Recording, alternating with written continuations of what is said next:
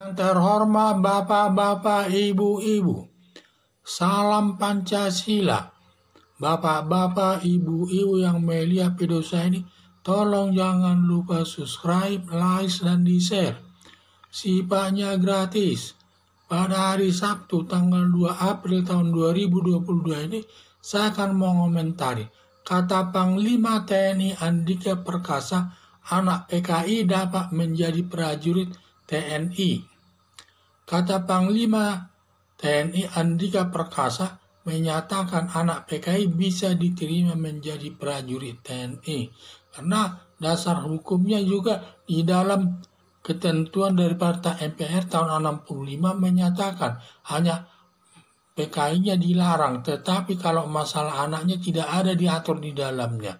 Jadi saya sependapat dengan Panglima TNI Andika Perkasa yang menyatakan anak PKI bisa diterima anggota TNI sepanjang nilai rapornya bagus dan dari sudut hukum dia tidak ada bermasalah yang diatur dalam TAK MPR 1965. Dilarang organisasi PKI, sedangkan anak PKI tidak ada diatur di dalamnya.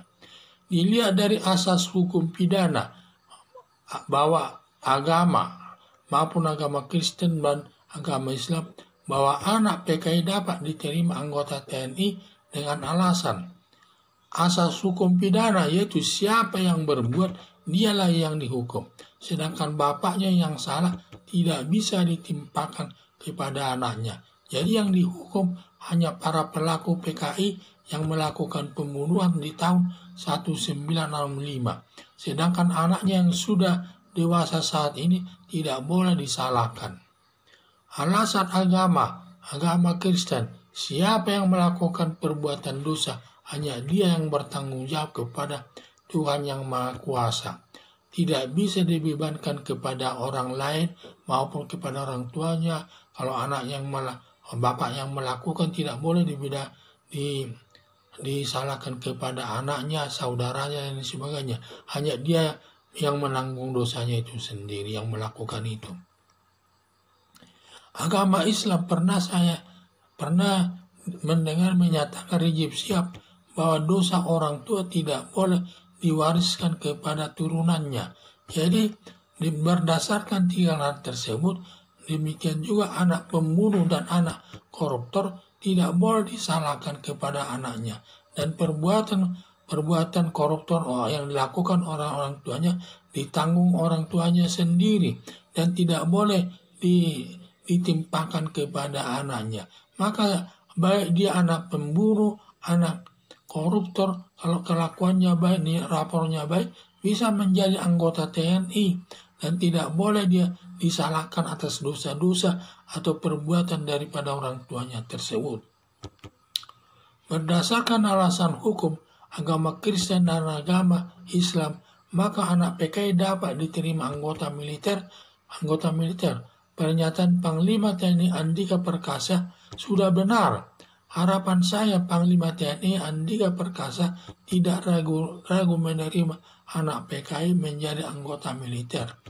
Karena kalau dia anggota militer, anak Indonesia, dia sama kedudukannya dengan warga masyarakat lainnya. Orang masyarakat lainnya bisa menjadi anggota militer, ya dia juga bisa menjadi anggota militer kalau memang nilainya bagus. Itulah yang saya lihat. Jadi kalau masalah perbuatan PKI tersebut, siapa yang melakukan perbuatan PKI tersebut, hanya dia yang bertanggung jawab. Sedangkan anaknya tidak boleh ditimpakan kesalahan tersebut. Karena anak itu sama kedudukan hukumnya dengan warga masyarakat lainnya. Bisa menjadi anggota militer. Walaupun ada yang mengkritiknya, terutama Slamet Ma'arif, mantan ketua PA 212 yang tidak tahu asas hukum, hanya dilandasi rasa kebencian kepada pemerintah. Jadi menurut Panglima TNI, yaitu yang menyatakan bahwa anak PKI bisa menjadi anggota militer. Hal ini benar memang karena diatur dalam ketentuan. Di mana ada disebut di dalam asas hukum ya, Dan asas hukum ini kalau agama disebut dogma, kalau agama Islam disebut ada disebutnya itu paling dasar itu asas itu, dan semua hukum harus menganut itu, tidak boleh melanggar asas itu, yang menyatakan kalau asas hukum pidana menyatakan bahwa setiap orang melakukan perbuatan hanya dia yang menanggung perbuatan tersebut dan tidak boleh dialihkan kepada anaknya atau saudaranya. Jadi siapa yang melakukan perbuatan kejahatan hanya dia yang bisa dipidana, tidak boleh ditimpakan kepada anaknya atau saudaranya yang lain. Demikian juga agama Kristen menyatakan siapa yang berbuat dosa hanya dia yang mempertanggungjawabkannya kepada Tuhan yang Maha Kuasa. Tidak boleh ditimpakan kepada anak dan lain sebagainya. Demikian juga ajaran agama Islam, di mana dosa dari orang tua tidak boleh diwariskan kepada anaknya. Jadi sama saja, intinya sama, bahwa siapa yang berbuat dan dia yang bertanggung jawab, dan tidak boleh kesalahan tersebut ditimpakan kepada orang lain. Maka anak PKI pun kalau dia nilainya bagus bisa menjadi anggota militer, karena sama kedudukannya dengan anak-anak warga masyarakat lainnya tersebut.